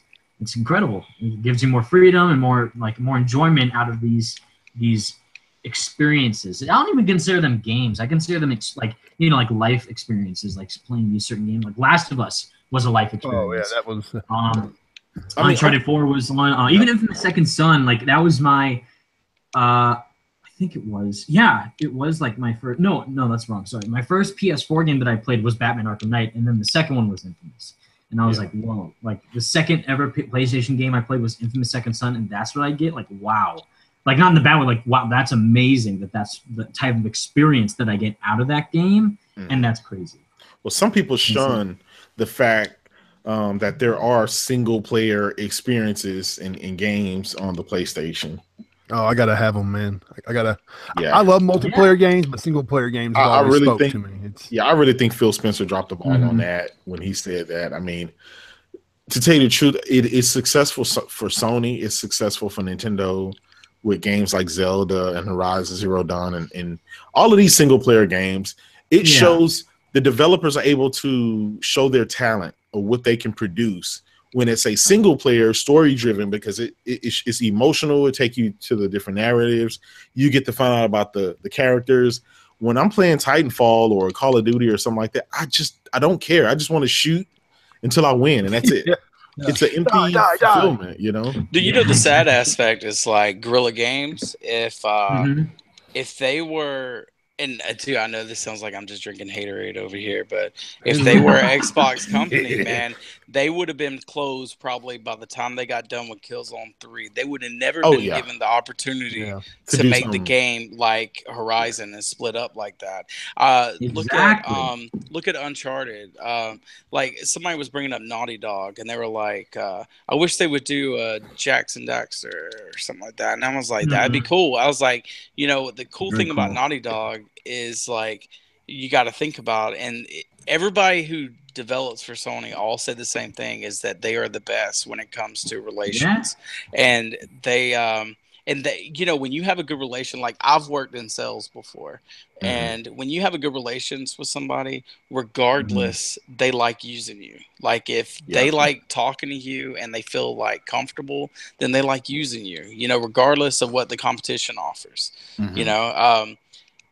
And you know, when you have, say, man, when you have games like Horizon Zero Dawn and stuff, like, and you got Naughty Dog, and they probably would have never had the opportunity to make, say, the Uncharted series if they were owned by Microsoft. I mean, dude, look at Lionhead. Absolutely. Lionhead was one of my favorite studios, guys. Like, I was a huge Fable fan. Like, I played through Fable so much, and I did every bit of exploring I could in that game. Fable 2, I didn't like it as much, but I still played it a lot. I loved the music and just the charm it had and just everything. You know, for them to close, I didn't play Fable 3 because I just saw it downgrading, but I tried it a little bit. But Lionhead was such what Peter Molyneux. There you go, dude. He can talk up a game. I mean, when he wanted to do Fable at one time, he was talking about planting trees, and then when you return to it 8 years later, the trees sprouted. You know, I remember all that.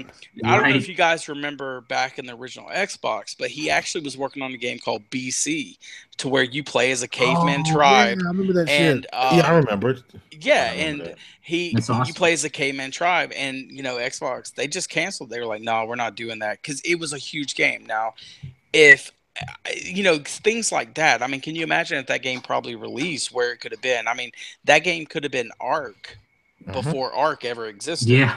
You know, but anyway, it's like that's, I think that's what people don't seem to realize. Like, you know, I feel like Xbox used to be where they would compete with Sony, but I feel like they're trying to be Steam, and that's why backwards compatibility makes a big difference with them. Because, you know, if you can go one place and play old games and all this, and they're not enhanced, whatever, I mean, that's that's Steam. You know, you go to play a wide variety of games, but I mean, consoles aren't PCs, you know. I mean, you will just go to Steam if you were going to do that. You know what I'm saying? Yeah. Totally agree. Definitely. That's all I got, guys. Exactly. Thank you. Like, this is I know. Like, this is what I needed to hear from you guys. You guys know what's going on, and that's what I love about you guys. And it's like I'm talking to my people. Like, you guys know exactly what the whole situation is, and like, this is what people who are like underestimating the game, they're gonna have their minds blown, because it'll be like, wow, like, you know, some people may not be seeing this from a game perspective. They might be seeing this from a Spider-Man perspective, like, oh, the past games weren't that good, so this one won't be as good either.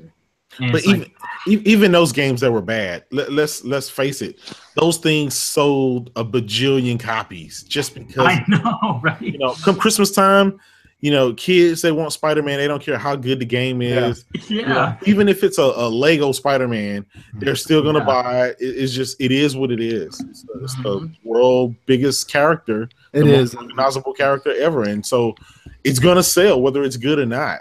But the fact that it is going to sell great, and Sony knows this for sure when they said, oh, yeah, and this isn't just for this game, by the way. Like, it's already confirmed that this is going to be a series of games. So in the future, all the future Spider-Man games are only going to be exclusives. So that's also nuts. So it's like, wow. So that means in the future, Xbox, you're only going to get you're going to need to get a PlayStation if you want to play some Spider-Man.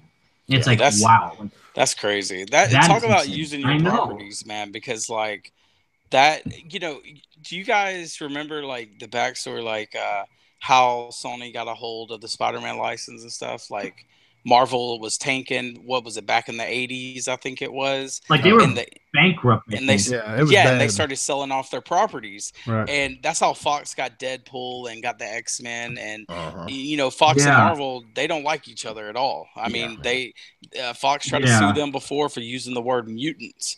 And so which is nuts. Yeah, and so for Marvel to be kind of like working with Sony, you know, in the movie genre, and it just shows, and Sony kind of embracing that they have that Spider-Man IP, and Marvel working with them as well. Like that is so cool, man. That's huge. Super cool. I mean, could you figure if you're working with Marvel, they're having to work with Disney too, and Disney's like, I mean, I've dealt with Disney. I used to work in the film industry, and Disney is like, they're nice to you when they need you, but bro, when they don't need you, they're gonna make you work, and they're awful. Yeah, they're awful sometimes, man. But their usefulness has been outdated. Yeah, exactly. Yeah, pretty much. Yeah, but yeah, it's good. It's good that they're using their properties. Like that's what they're supposed. That's what people want. You know what I'm saying? Yeah. I mean, who's that? Who's that? Ryan on Twitter. He's all the time talking about some SOCOM. I mean, God forbid. I hope they give him SOCOM one day, man, because he is wanting SOCOM. And I'm thinking Alpha Fox, right? Yeah, and I'm thinking if Nat gets a sequel, I mean, we couldn't be too far from SOCOM, right? Yeah. That's right. You got Knack 2 exists, so. And dude, I don't know if you guys follow Rainbow All Star, I believe, but he's been playing Knack 2. I don't. And watching the videos of him playing it, I was just like, man, that looks fun, man. It is fun, man. My wife was playing it earlier, and I was sitting there watching her. I'm like, man, this is a legit fun game. I mean, oh, that's cool. It's not groundbreaking. It doesn't, change the platforming genre, but it's still just a fun game to play. Yeah. I saw the combos, like him doing like this Honda style 1,000 bombs on it. And I was like, this ain't my neck. Like Liu Kang, like massive super fast kicks. Like wow. Dude, you get swords, you have a skill tree in the game, and there's the game has a backstory. Yeah. I mean, I'm sitting there playing, I'm going, what? Dude, I'm playing through the first Knack still. And doesn't I Josh Keaton voice one of the characters in the game? Like, so it's even has good voice acting as well. Yeah, they're not. Some of the lines are kind of corny. Like Nat becomes Ice Snack. He's like, what's he say? Oh, ice is nice. Oh gosh. I was like, really, man? I'm like, come on. Sit down, Knack. Oh. So what? I bet Spider-Man's gonna say pizza time at one point in Spider-Man PS4. But I bet you kids like that, man. Like my kids like Knack, so. My wife loves when he's small. When he's a little small Knack running around. Oh my God, he's so cute. Well, I heard that they fixed one of the things. Like one of the biggest complaints, like my kids had, and when playing it was when you play co-op, only one character could like get big. Well, you got bigger, but you were just an extension of the first player. Right. And so it was an afterthought. Oh, and Knack 1. Yeah. And the new game, it's a legit co-op. Yes, that's awesome. Because that was kind of disappointing. You're sitting there and oh man, nobody want to be second player, man. And my kids already fight over who's first player. Right. So that just made it worse playing Knack. I just be like, hey guys, y'all just need to play Minecraft or something. Y'all just need to quit playing because I'm tired of hearing it. You just shut your mouth. Yeah, exactly. Before Craven Day, spank some ass. Roundhouse. I'll do like Peter Griffin. Roadhouse. Oh God, that's funny. But yeah, guys, I think we're going to wrap it up for the night. It's getting kind of late, and of course, pretty sure I got to get about 4 o'clock tomorrow. Unfortunately, I've done 3 strikes and more since we've been talking. Wait, you've been playing Destiny 2 while you've been the entire time? You're playing Destiny 2 this whole time. If you heard me get kind of zoned out while I was trying to talk, I basically had to hide in a corner so I could concentrate on what I was saying. I couldn't even tell you were zoned out. That's how good you are. When I asked you to be on the show, I demand 110% commitment, Daniel. Yeah, I didn't use your real name because you're in trouble. Right. Dedicate and participate. Yeah, that hurts my feelings. I'm emailing Bungie right now, so when I get off, Oh, get the man. servers. You'll detox this guy, or? Dude, I can't stop, bro. Nah, man, it's all good. When you get on, you'll be glad I didn't stop because you'll be like, "Hey, come on and help me do these patrols." I'll be like, "No doubt, let's go." Join my strike team. Yeah. No, you got mad at me on the BRAHcast, and my feelings are hurt, Thomas. Damn, Daniel. Hey, that's what my mom used to call me. I used to say, man, you call me that so much, Mom. I used to think it was my first name. What? I was the best That's mom, and I amazing. tried so hard. Yeah. Whoa, I'm just playing. Yeah, chill. That's great. But yeah, No. thanks for coming out tonight, guys. I know I tried to do it last week, but life was just tough, and things get stressful, and Sure. sometimes you're like, okay, I need to sit back and relax for a little bit. It's all good, bro. No This problem. This is always fun. Thank man. you for understanding last week, and thank you for showing up tonight. Thanks Evan for coming on and being our special guest. And I just am so honored and lucky to be able to be part of this amazing broadcast with you. And I'm serious because I wouldn't be talking to you guys without Spider-Man PS4 because I wouldn't be doing YouTube without it. And well, it's just crazy being able to talk to people who are hardcore gamers. We love we love PlayStation. This whole gaming industry as a whole, it's awesome. And talking to you guys just makes my day. So thank you. Nice. Oh man. Can I say something real quick? Oh, go ahead, dude. We didn't talk about that much. We didn't talk about it, but I want to kind of plug it in. That battle royale for Fortnite. Yeah. It is a lot of fun. I played it. I played a couple of matches of it. And I mean, you got 100 people. Fortnite's a really pretty game. It's real colorful.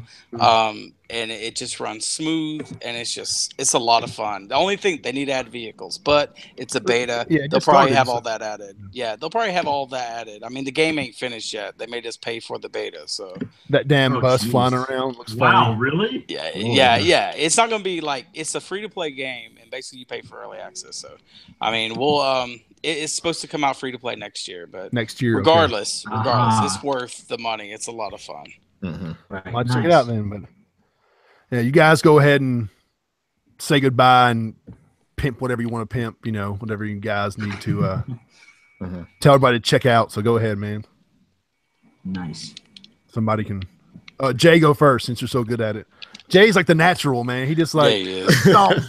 like with butter, it just comes out, and you're just like, wow. That's all good. Hey, everybody. Thanks for rocking out with us. Had a great time. Another great show. You guys can catch me on Twitter at JDubCity16. I'm always keeping you guys laughing with the memes and the gifs and just keeping mess stirred up, but doing it in a classy way. You guys can find me on my own channel, the Kratos channel, where I do the Godcast as well as the Titans of Gaming. We're going to have another episode here soon. So you guys stay tuned for that. We will. Nice. I don't have anything cool to say. Go Destiny. Follow me on Twitter. And you guys make sure at Craven God and be sure to visit PlayStationBrah.com. It's awesome. No, it's the PlayStationBras.com. The PlayStationBrah.com, of course. Can't forget the blah. Yeah. That's part of the. And I have been Evan Falarka, founder and leader of the Spidey Squad. We just do Spider-Man PS4, Spider-Man related videos all the time. Me personally on my channel, I am currently replaying old Spider-Man games to get people excited and as a way to just stay tuned for more Spider-Man news. And I don't want to say it because I'll sound a bit smug, but if you do want to stay continuously updated on Spider-Man PS4, go subscribe to the Spidey Squad. Hey man, we won't let you down. You do a great job with it, so you're not sounding smug. It's Well, thanks, man. It means a lot. I forgot how I came across you, but you went from having 400 followers to 1,000 in no time. I was sitting there dang, dude. And 2,000 subs to now almost 10,000. Dang, man. In less than a year. So it's all Spider-Man, baby. Yep. Spider Power, boys. He swung it in the DMs. Hashtag Spider Up. Spider Up, Power Up, nice. Yeah, it's too good. Yeah, so thanks for stopping by, everybody, and thanks, guys, again for joining me for a little bit of gaming madness. Thank you for having us. Yes, no problem, man. You guys make gaming fun. It's Aw. yeah. So keep on doing what you're doing, and game on, bro. Game on, bro.